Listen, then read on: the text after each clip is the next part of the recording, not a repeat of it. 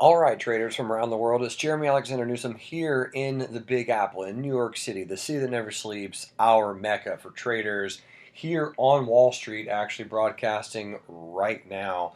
Looking at the Qs, and just an FYI, I did sell some more volatility on the Qs. I'm selling puts on the Qs, which is a position that will win as long as the Qs stays above 185 and 170 for March. March expiration is only 2 weeks away, and I feel very confident, at least personally, that the Qs will not drop another 10% or another 17% between now and 2 weeks from now. And if it does drop that far, then I'll just put some shares and buy low, sell high, we go.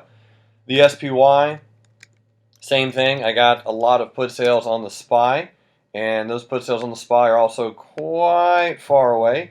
Down here at 250 for March.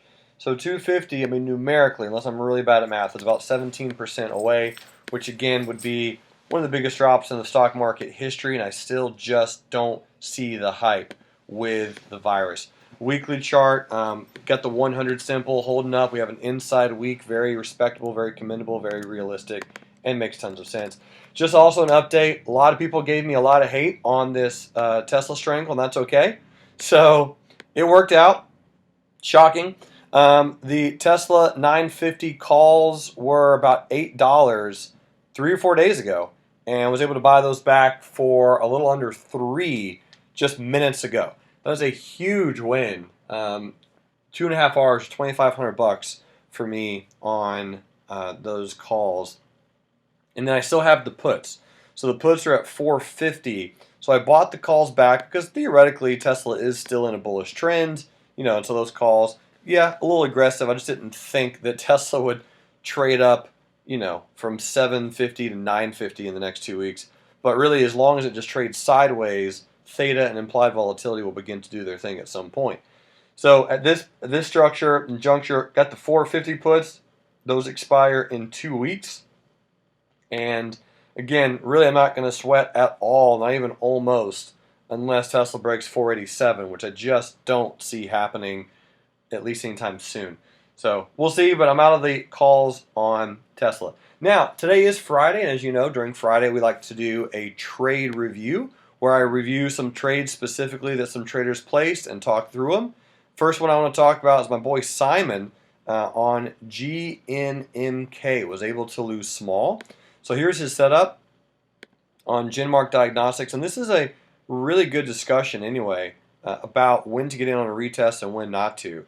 So GenMark, right, got in at 490, probably had a stop loss. You can see old stop loss at 465, and then increased that stop loss to 480. So great job, Simon, losing small.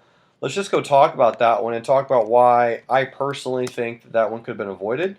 And for me, this is a great question about retests and when to play a retest, and when not to. And this is one of those situations of, not. First of all, love the gap, love the open, and you can see that this was a really good resistance on GenMark Diagnostics. Massive wick there, massive wick there. So that open should have continued higher. The fact that it didn't was a warning sign number one. For me, if I'm playing a retest, I don't want what happened on GenMark to happen, which is a massive amount of selling. And then you get a high wave continuation candle, and then you break below that. So big bearish candle. Again, look at the volume. Huge volume coming in. Another big bearish candle, right? A lot of more volume. A perfect high wave indecision candle, which says, hey, I might bounce. Maybe this is the retest. Immediately does not, closes below that candle, in fact, trapping all of those bulls with increased volume. Once that candle comes in, I'm either A, playing it bearish, B, waiting a long time for it to play a retest, or C, just not playing a retest at all. And in often situations when I get a move like this, if I do play a retest, Simon, what I'm trying to do is in this realm, I will look for something like this. I got to start making higher lows and higher highs. Because at that point, I tell the moving averages on your screen, you're below all of them. You're fighting the predominant trend of the day. You're fighting most of the main volume and most of the direction of that gap. And it's just one of those where, again, it's oftentimes better just simply not to play it rather than trying to get the exact bottom, hoping for this, which is very, very rare. Most of the time, you'll get something like this where it makes some higher lows and higher highs, and you're able to catch it later in the afternoon. So bottom line, GenMark Diagnostics, based on this pattern, that breakdown, the speed of the breakdown, the failure of the gap, and the fact that the volume was really increasing on the bears, just one that I would not have personally played. But hey, man, great job losing small, and I'm positive you're going to learn a lot from that particular one. Next, I want to talk about my boy John Alonzo playing Disney, ticker symbol DIS. And John, his main strategy is he focuses on gap down fades on blue chip stocks.